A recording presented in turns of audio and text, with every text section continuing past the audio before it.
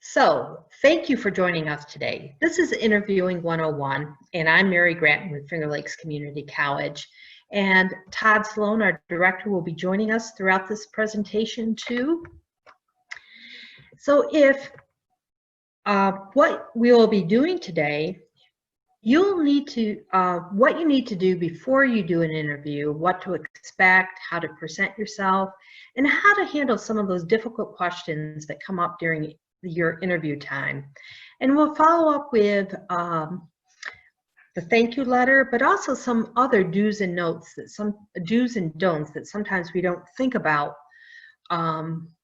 when we are in the middle of an interview, or some things that are very conscious about dress, arriving on time, and things like that.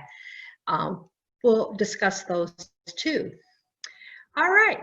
So that great resume that you sent out, and if you've been fortunate enough to see Leanne's recording of her interview presentation, that is a great presentation to watch to learn how to create a resume, and also using your workforce office to help you. They have people who will help you create your resume. So that resume now has gotten you an interview. And what we're going to do is set you up so that you're successful in the interview process. One of the first things that you should do, it's the 3 R's. You want to research, review, and rehearse. Research. You're going to want to research the company and know a little bit more. Maybe you're not that familiar with the company, exactly what they do, but you did apply for them. You want to find out more about them. And you can do that in several different ways. And you also want to review your resume and also rehearse and prepare for your interview.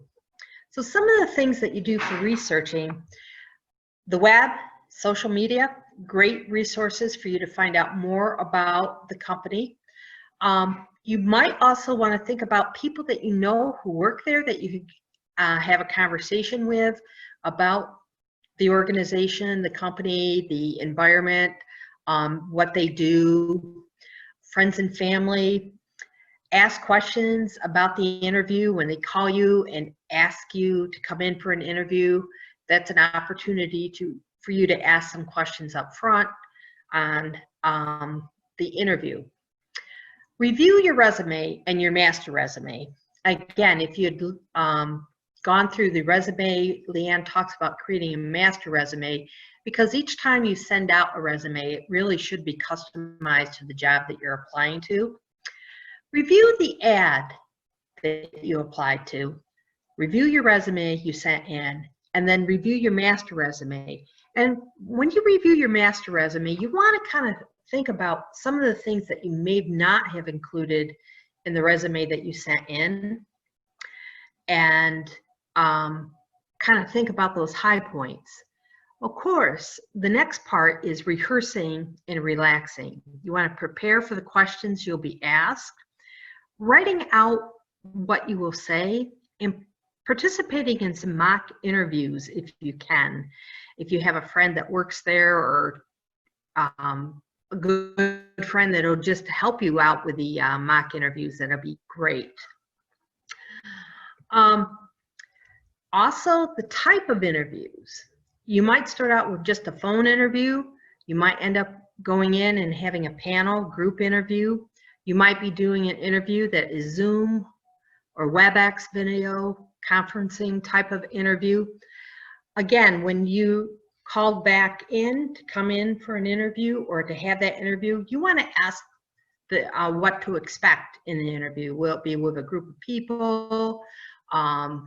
Quite often today, there is more than one person interviewing you when you go in for an interview.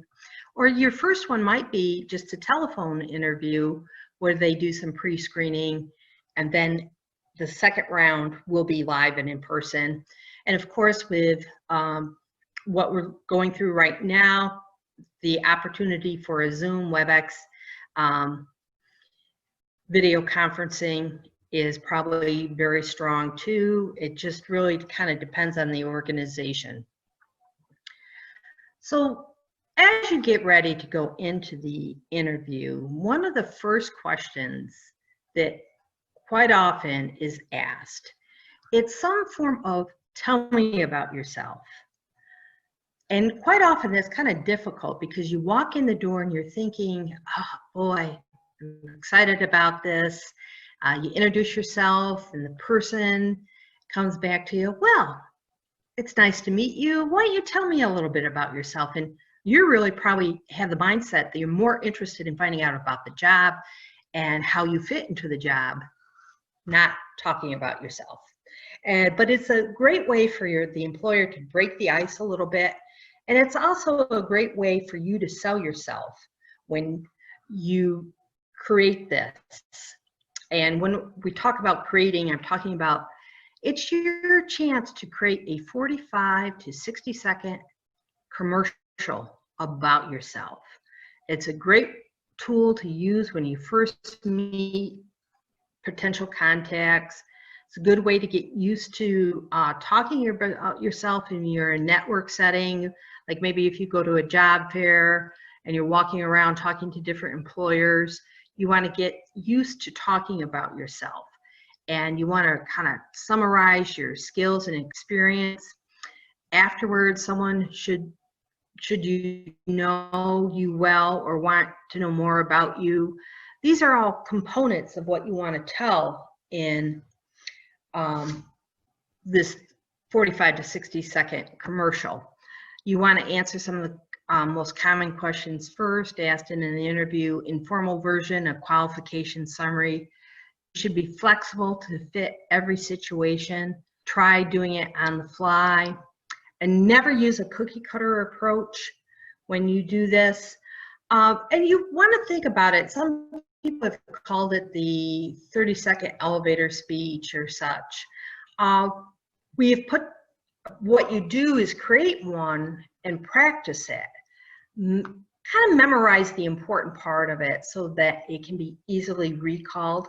But you don't want to have it so memorized that when you say it, you sound like a recording. You don't want to be that parrot. You want to kind of be able to be comfortable with talking about yourself. If you think about it, we've always encouraged you in society not to really kind of talk a lot about yourself. But here in the job interview, they want you to talk about yourself. So we do kind of a disservice in a way, but you have to become comfortable with that. Some of the things that you want to do is pick 3 strong reasons why an interviewer or potential employer should be most interested in you. And it could be, some of the skills that you may have, or even an interest. You never know how you may connect with somebody based on a personal interest that you have outside of work. Emphasize what you have, not what you don't have. So really think about what you do have. And again, a lot of this comes from developing your own resume so that you get to know yourself very well. I'm a strong advocate that a person should do their own resume because it's you who's going in and doing the interviewing. And so if you're really comfortable with knowing yourself because you've built that resume, you'll be much more comfortable talking about yourself to others. Now, this is an example. And again, we'll send you a template if you, along with a PowerPoint for this. An example of how you could work on it and build your 60-second commercial.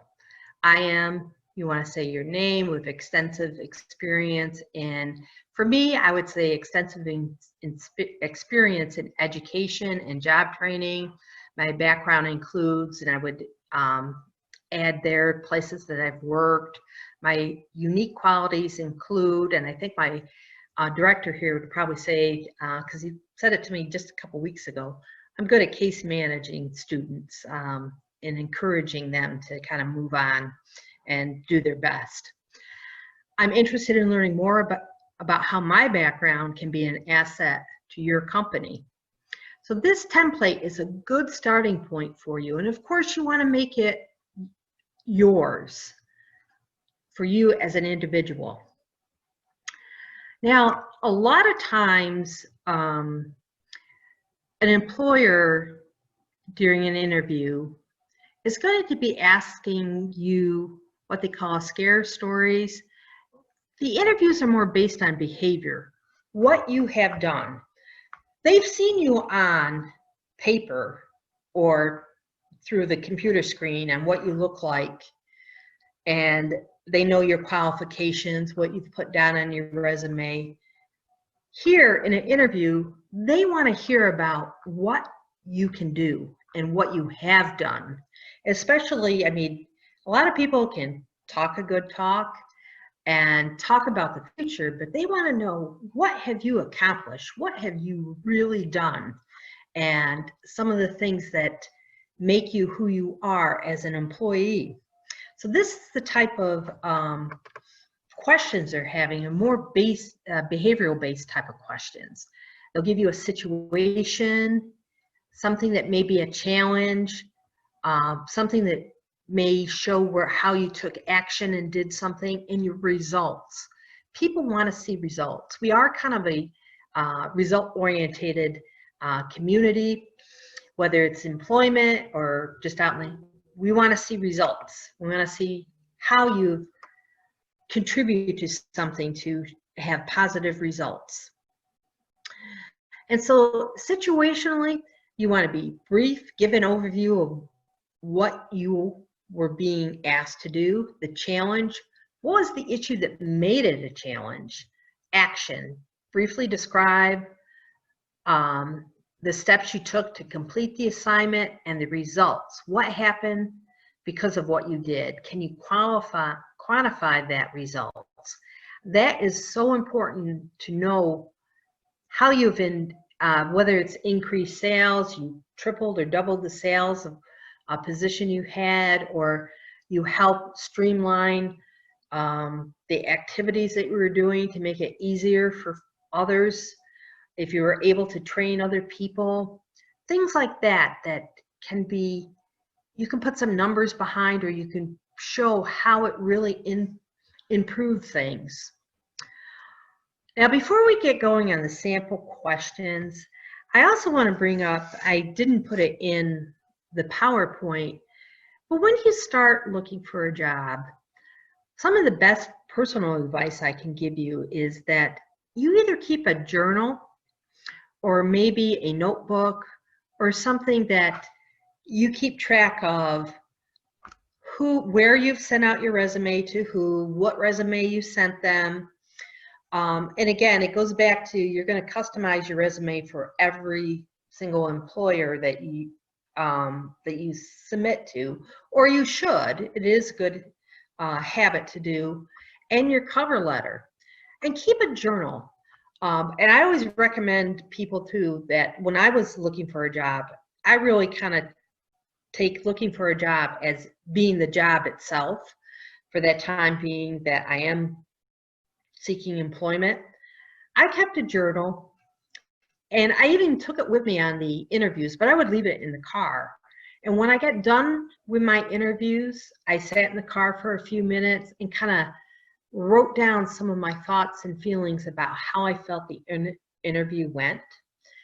Also in this journal, you could, or a binder, or however you want to set it up, you probably want to take some of these questions that we have here as sample questions and build answers for yourself. Write out answers to these questions so that you get comfortable of how you might say it. And again, this goes back to rehearsing and getting ready, prepping yourself for the interview. If you write out these questions, and always write them out as though you're talking, not like you're handing in an essay to your instructor or your teacher.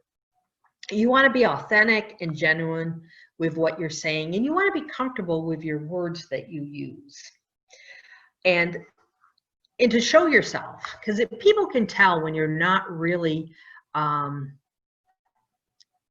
being yourself. And I know that when you go into an interview, you're nervous as it is, but if you go in there with answers that you memorized, it's going to show to the employer. So, getting to some of the sample questions. What are your strengths as an employee? That's they're going to ask you, what are some of the things that you see in yourself that is a strength? And whether being responsible, or maybe you're a natural leader, and some people are natural leaders, that they can help motivate others around them. The next question, tell me about the one thing in your life you are proudest of. And that could be a work situation, that could be a personal experience, or maybe if you were on a team in school and you won the state championship or something. Anything in your life that you're proud of. And then tell me about the best and worst boss you ever had. And yes, sometimes people do ask that question. And what is your greatest weakness? Though those two questions, you might find, well, I don't want to talk about what I'm not good at. Well, what you do in those type of questions is spend a little time on what your weakness is. Then when the majority of time is, how are you overcoming it? Or what are you doing differently so that you've recognized your weakness and you know how you're improving, or you have improved on it. Are you an organized person? And do you work well under pressure? Do you prefer to be by yourself or working with others? Today, a lot of people work together, collaborate together quite often, but still some of us are still working from home on our own, but we're still collaborating through electronic, email, video conferencing. So all these can be, it can be a combination that you may have there. And how do you generally handle conflict? That's always one of the hardest questions to say, because you really don't want to say, well, if I don't like somebody, I'm just not going to talk to them, or I'm not going to work with them. Because life isn't that way, and employment isn't that way. Then why are you thinking of leaving your current job? If you are currently working and you're looking for something else, that may come up. So our next slide, try to do. So you go into the interview. You want to relax. And I know that's harder than, it's easier said than done, because you are nervous. And a lot of times, whether you're find it easy to get a job or you find it frustrating to get a job, you want to come across genuine, sincere about what you're doing. Yes, we all struggle with being nervous at times. And even right now, I'm nervous doing what I'm doing here. I'm just talking into a computer screen. It's a little awkward feeling, but I'm doing it. Think of it as each and every interview that you go into as an adventure. Keep smiling, be enthusiastic, always be honest, and make lots of eye contact, especially when you have more than one person that you're interviewing with. If you have a panel of people, and I've seen this, or I have experienced it myself, where only one person in the panel of 5 people seems to be interested in you, and you end up just having a conversation with that person. You want to make eye contact with everybody and see if you can engage everybody into the conversation, and always remain positive. If you flub up a question and such, just keep going. Don't dwell on it. You can dwell on it when you go out into the car and you're by yourself, but just keep moving through the interview process, because you can redeem yourself. Okay, now Todd, are you with me? Yes, I needed to unmute, but I'm with you, Mary. Yes. Okay, so today, Todd, our director, he's joining me, and we're going to do a little role playing. So, Todd, can you Yes. tell me about your worst boss you ever had? Oh, my worst boss I've ever had. Wow. Well, I've had a lot of, I've had a lot of good bosses. One boss that was a little challenging for me was when I was one of my first jobs that I had a boss, and actually he was overall, he was a good boss, but he was very he treated me like an adult and treated me with a lot of respect. But the hard part for me when I first started working for him is he really relied on me if I didn't know how to do something to ask him. And so I can't really say he was a bad boss, but he didn't do as much teaching as I probably needed when I was younger. But overall, I mean, I can't honestly say he was a bad boss, but that was difficult at first for me because I was young. I thought, I'm supposed to know everything, which of course is not true, right? So what I really learned from that was he was totally willing and happy to teach me, and he didn't expect me to know everything. He actually just trusted me and relied on me that if I had a question, I would ask. And so even though that was difficult at the time, it was one of the best lessons I've ever learned because he really allowed me to take the initiative and work independently and counted on me to ask for help if I needed it. And I've used that ever since then. Every new job I have, there's things to learn. And if I need help, I ask until I learn it and can do it on my own. So you see how Todd talked about his worst boss, which at the time when he was younger, he thought a little difficult, but he talked in a positive manner of how he learned from that experience. And as somebody reflecting back on it, he realizes that his boss was really a good boss, even though at the time he may have thought a little bit differently.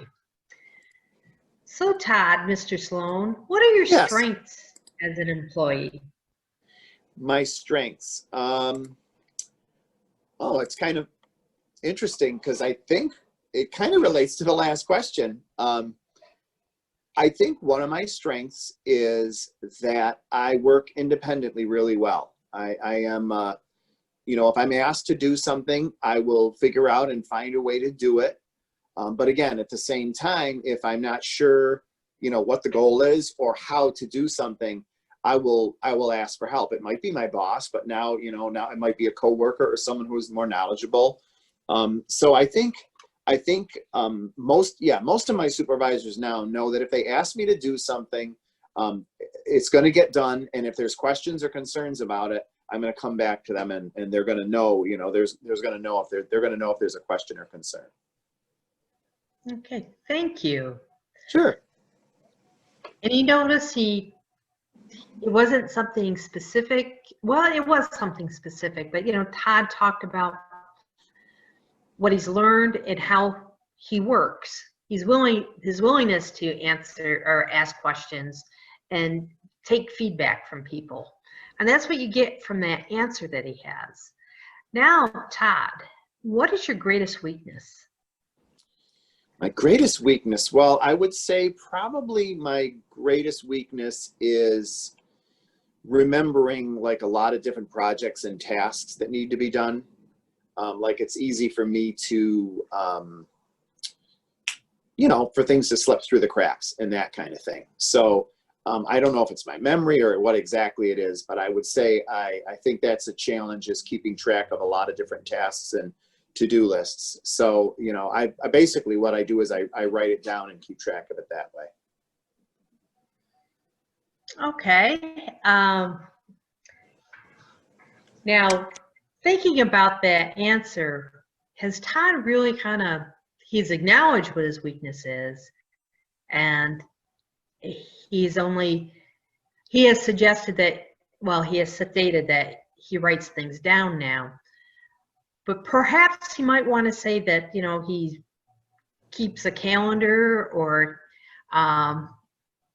does something more to help keep him organized or keep him task focused, so he could show that, you know, he has identified his weakness and he is working on it, and he has improved it. If he had given some samples, a sample of how he has improved it, he would have talked about his weakness, but then he has addressed it, and he knows of it and that he's aware of it. Because quite often, sometimes your weakness, just knowing that you have one and being aware of it, you can definitely improve that. Yeah, and I wanted to just jump in too, Mary, and let you know, I kind of intentionally gave kind of a weak answer on that last one. So I didn't know if you were going to get feedback from the group, but I think, can I give myself feedback on it, or maybe even a redo, how we could do it stronger based on your comments? Yes. And Yeah. if anybody has anything, a question or comment to say, they could add it to the chat, and Amanda will share that with folks. Because what I tried to do with that is kind of give the basic idea of the star or stair story you talked about earlier. But what I think was weak about it is I talked a lot about the weakness, but I didn't talk a lot about how I solved it. So I just wanted to put that out there for the folks in our audience, that all of these negative questions that you could get asked, they're usually the ones that like stress me out the most. What's a weakness? What's a bad boss you've had? What's a conflict you've had? All those ones that you know, are tough to talk about. I think there's a couple things you can do, and one of them is, I think honestly a mistake I made is I kept using the word weakness after they asked that, and I think it's a good idea if they ask you about a problem boss or a challenge or a weakness to always rephrase that as the word challenge. It's just a little trick that somebody taught me. So Mary says to me, what's your greatest weakness? I might just say, you know, a challenge I have is remembering a lot of different information. So framing it a little more like, because a challenge is an opportunity to learn. We all have challenges. And then I think my question was decent, but that's probably all I need to say about the problem. You know, a challenge is remembering information. But what I've learned is to write things down and then spend more time talking about the learning and the solution. Maybe I have a planner I use, a date book or a to-do list, and I could really elaborate on that more, because now I'm telling the person, yeah, I know what my weaknesses are, but I've done something to overcome them. So you know that that is a weakness of mine, but it's not going to be a problem if you hire me because I've already overcome it. So anyway, just to summarize, I think any of those so-called negative questions, if you reframe the problem as more of a challenge, focus on what you learned from it and how you've solved the problem, is a really good kind of formula for that. I know we've got a big group, Mary, so I thought I'd just comment a little bit, because I know we can't necessarily take a lot of questions from the group. Yeah. Well, but thank you. Sure. For adding that. I appreciate that. Amanda, are there any comments in the chat room? Not yet, but I'll let you know if there are. All right. Thank you, Amanda. So the interview too, it's getting back to the our PowerPoint. There's a time in an interview that for questions that you get the opportunity to ask, they always kind of ask you, do you have any questions? And here's a list of questions that we have kind of prepared that you may use. You can always think of your own to do. One thing that I like to mention at this point too, when you do go in for an interview, yes, they are interviewing you to see if they would hire you, but you are also interviewing them to see if it's the place that you really want to work. So some of the questions you might want to ask are, you know, a little bit more detail about the major responsibilities of the position. You know, beyond the job description, what are the expectations that they're asking of you? If who your direct supervisor or the person you answer to is in the room, you could ask that. And would there be, one of the other questions, the next career progression?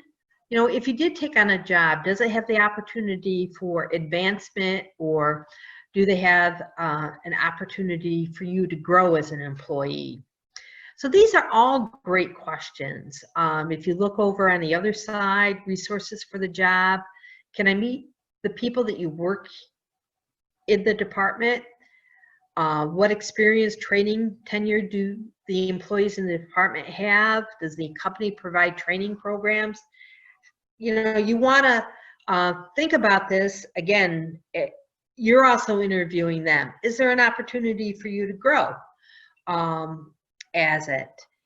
And, you know, maybe you want to ask also too, why is this position available? Was there somebody in the in that position that has left, or maybe they're hiring 10 new people because of a new product that they're making? So these are all great questions. You can think of some of your own, but this is a guiding place to look at for those questions in an interview, that when you have the opportunity to ask questions. Some more questions here: performance evaluation criteria. You probably want to know when, you know, is there a probationary time when you are hired? Is it 3 months? Is it 6 months? Do you get evaluations, and who does the evaluations, and how they impact you, or how are they conducted? Any type of these things.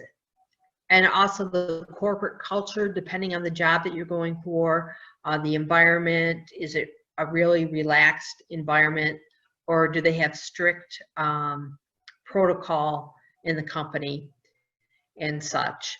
You know, and each job is very different, and different places, and depending on the industry. And even, you know, even if you take the service industry, restaurants, there's a big difference working in a fast food restaurant than working in a diner or a high-end restaurant. Things are different in those environments, and depending on where you go, you might want to ask some questions about that. Okay, level of authority. You might want to ask, you know, who you report to, what your authority will be during the interview, what kind of decisions would require approval, who would approve them, where do you go to for those type of things. These are all great questions that you could ask, and it kind of shows that you're interested in the company and you want to know more. You're not just there listening to them trying to sell yourself. You're kind of invested. You're trying to find out more about them. Now, here are some of the interview do's and don'ts. And we've created a list, things not to do and things to do. One of the things is, don't be late for an interview. You know when you have the interview, and you want to think about the time of day that you have the interview and such, in like the traffic flow. You know, on a good day, I go to work and it takes me 45 minutes. On a bad day, if there's a car accident or something, or the roads are bad and snow plows are out, I know I have to leave to get to work earlier by at least a good 15 to 20 minutes because of that. So do you want to make sure that you built enough time in so that you're not late? Be about 10 minutes early. When you get there, put yourself together, go inside, look where you know, introduce yourself to a receptionist, and be polite to that person, because that person, they might get done with an interview and come out and ask that person how you acted. So you want to be polite to that person, and not that you aren't polite to people, but you know, just think about it. Be nice to everybody that you meet along the way. Use the restroom, kind of check it out, look at the facility that you're at. And this is your first chance to show people that you're a reliable employee. So being on time, being a little bit early, a lot of times the rule of thumb is if you're there 5 minutes early, you're on time. If you're there right on time, you're late. So come up with what you personally are comfortable with and try and be there at that time frame.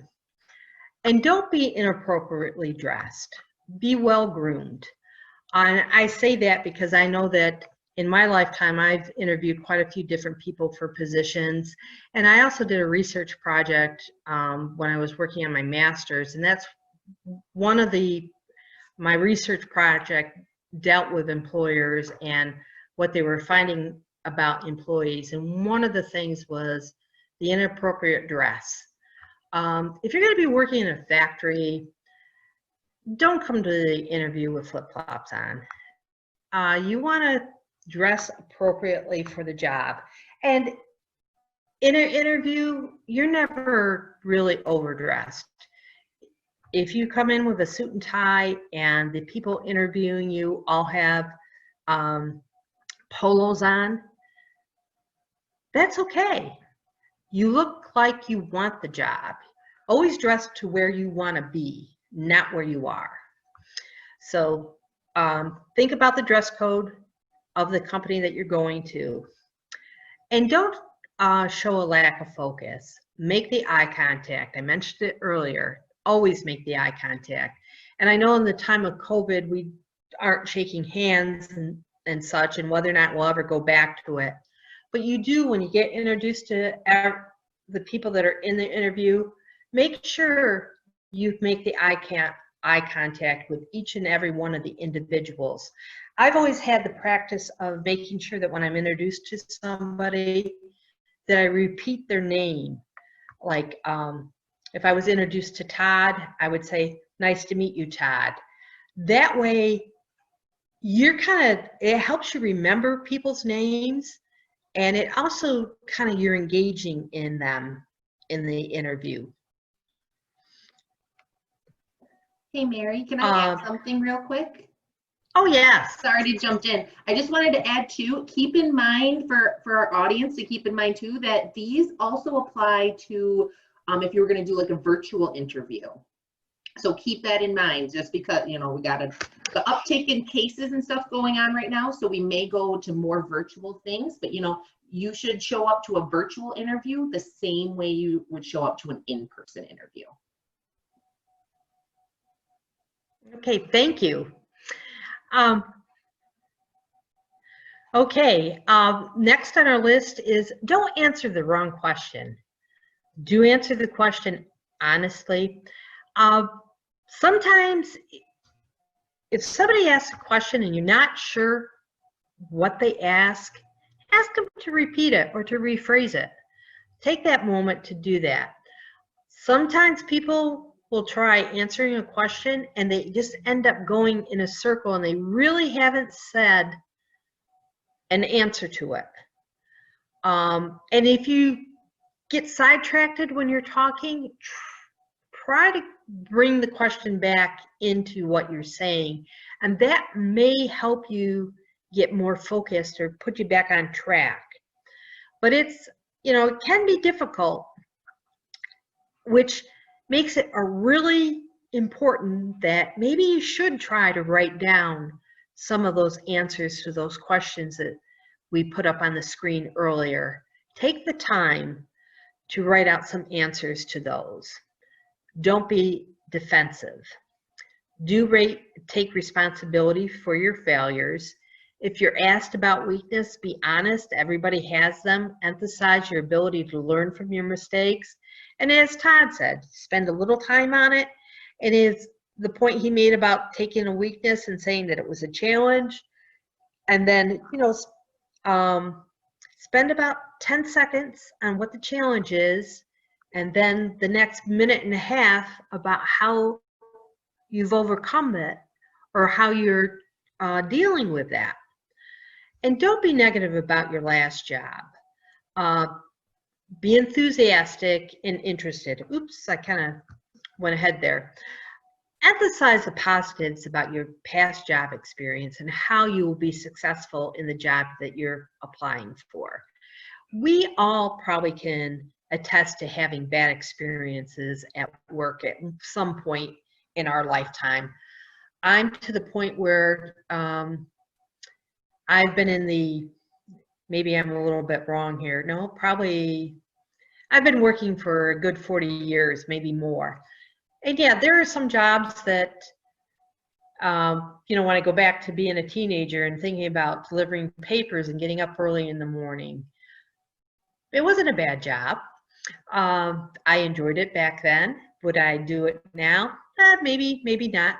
But we all have jobs that weren't the greatest for us. And we don't want to be negative about it. One time we were doing mock interviews for students in one of the programs that I coordinated. And one of the students had a very bad experience and actually was still working for the employer. And we were doing the mock interviewing, and the question was about your worst boss. He started talking about him, and you could tell just by his body language that he had a lot of negative feelings about that boss, and it wasn't so much what he was saying, but even just his body language showed that to people.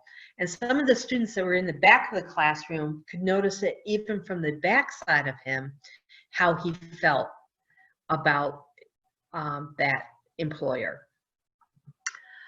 Then, after you're done, and I brought this up earlier about keeping a journal of your interview experience, as soon as you can, try to recap your experience in writing.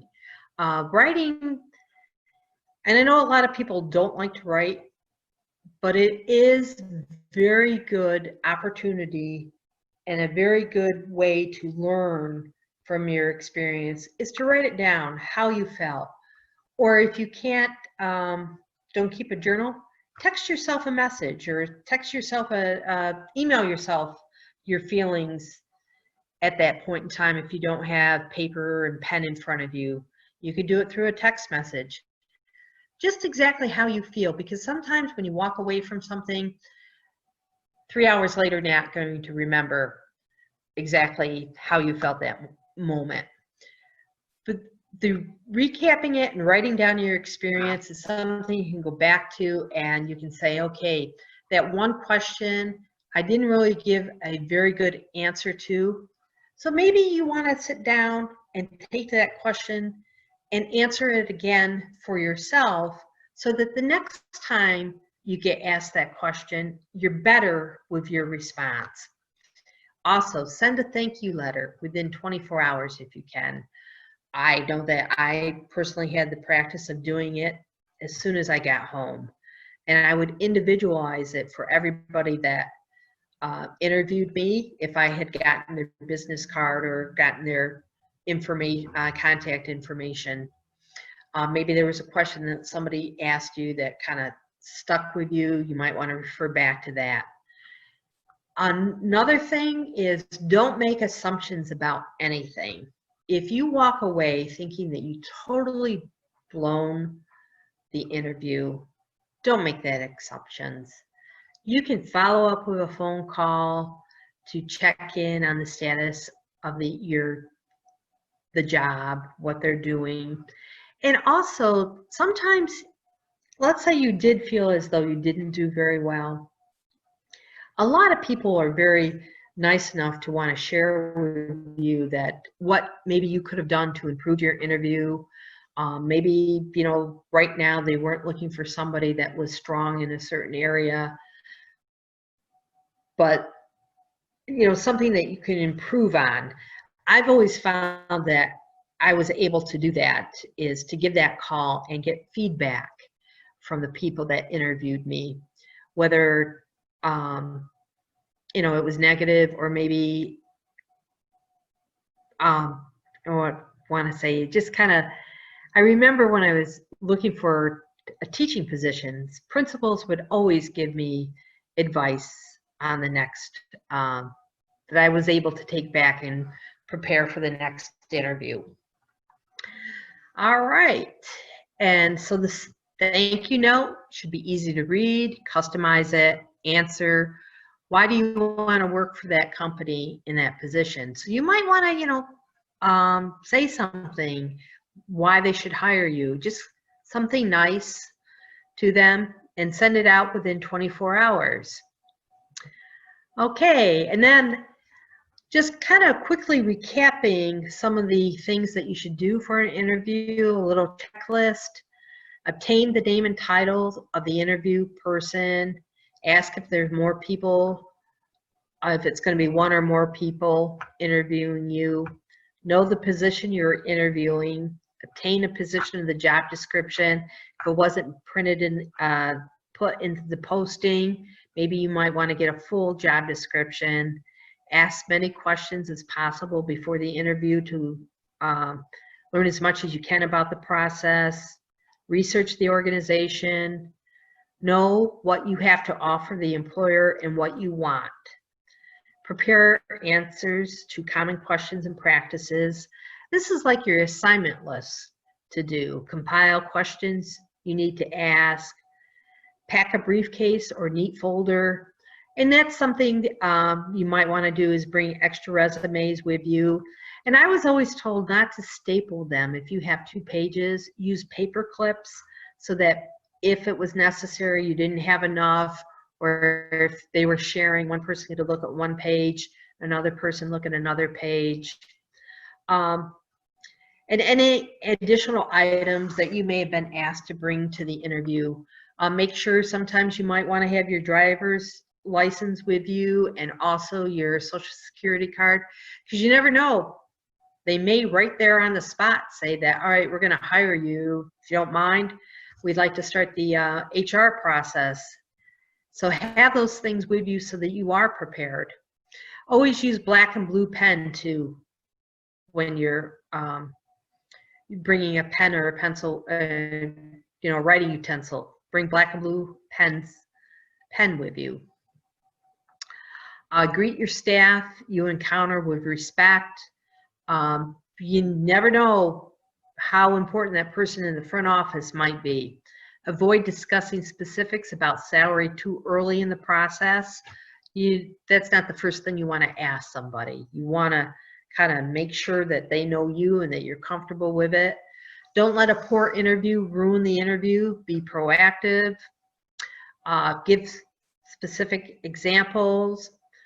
Ask appropriate questions and show interest in the company.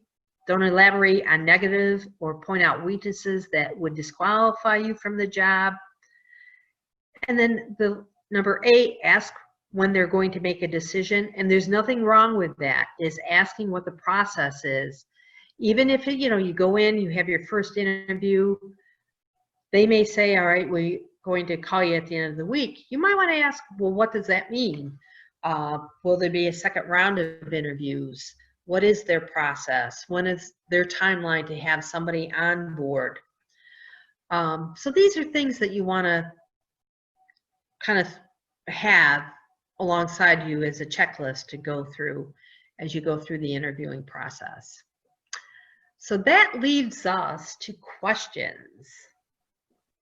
I'm going to stop sharing at this point. And do we have any questions from folks? Well, I have a question, Mary. What would your recommendation be after an interview? How many days or weeks or time periods should you wait before you do a follow-up call?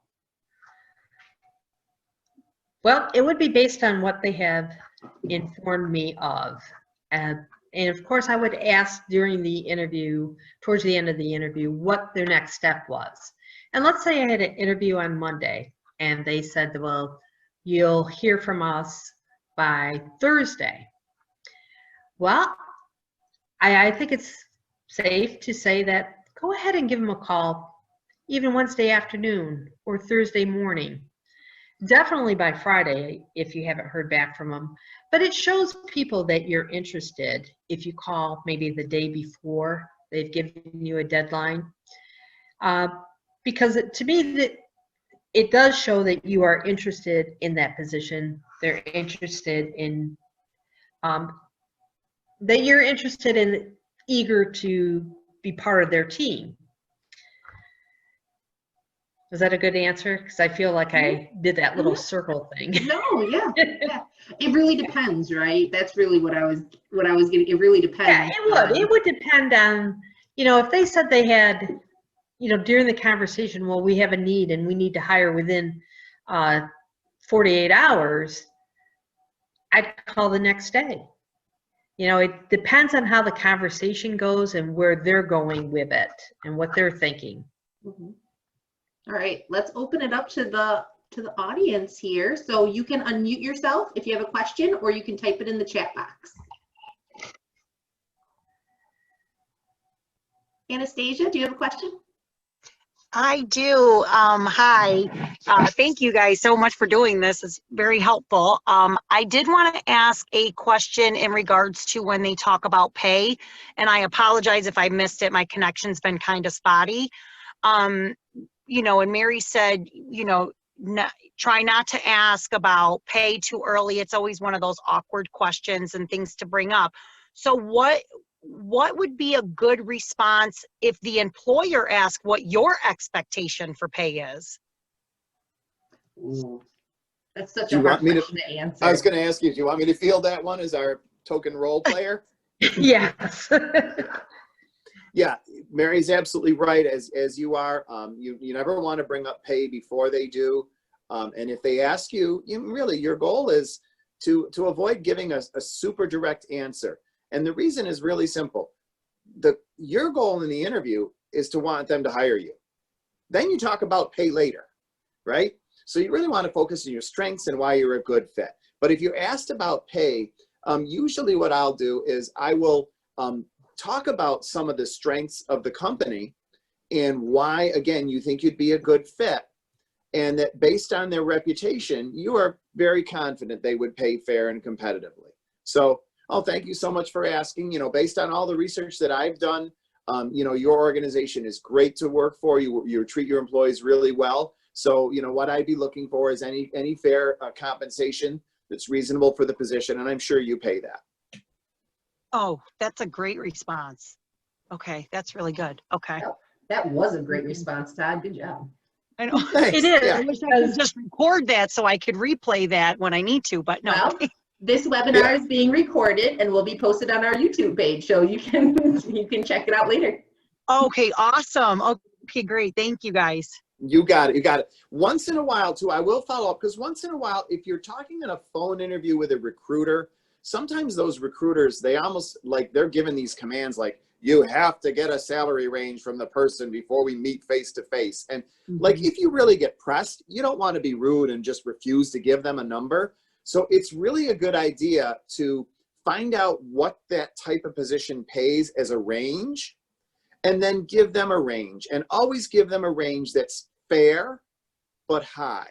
Because if you say to an employer, well, they really push you. They ask you 2-3 times. It's getting awkward. You say, well, based on my research, I think probably $18 to $26 is a fair range for this type of work.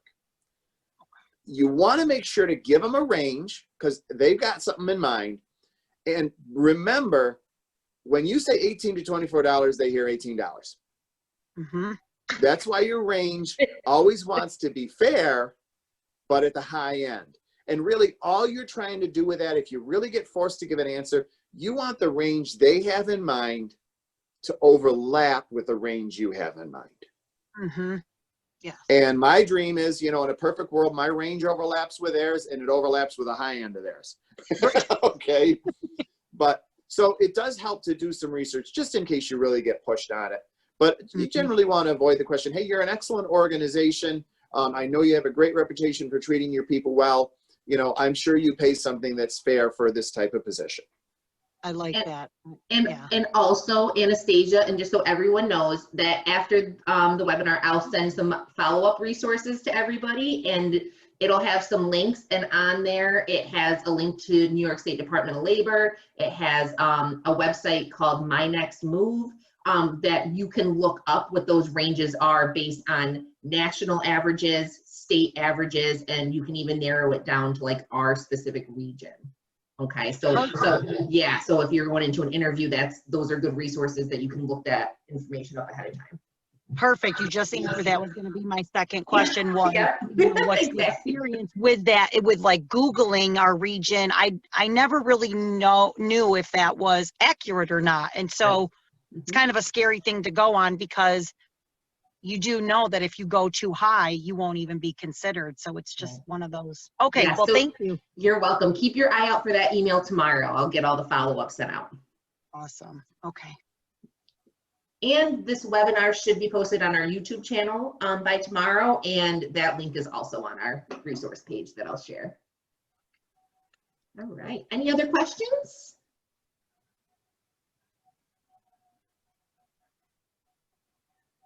All right, let me share my screen real quick. I just wanted to pop this up here for you guys.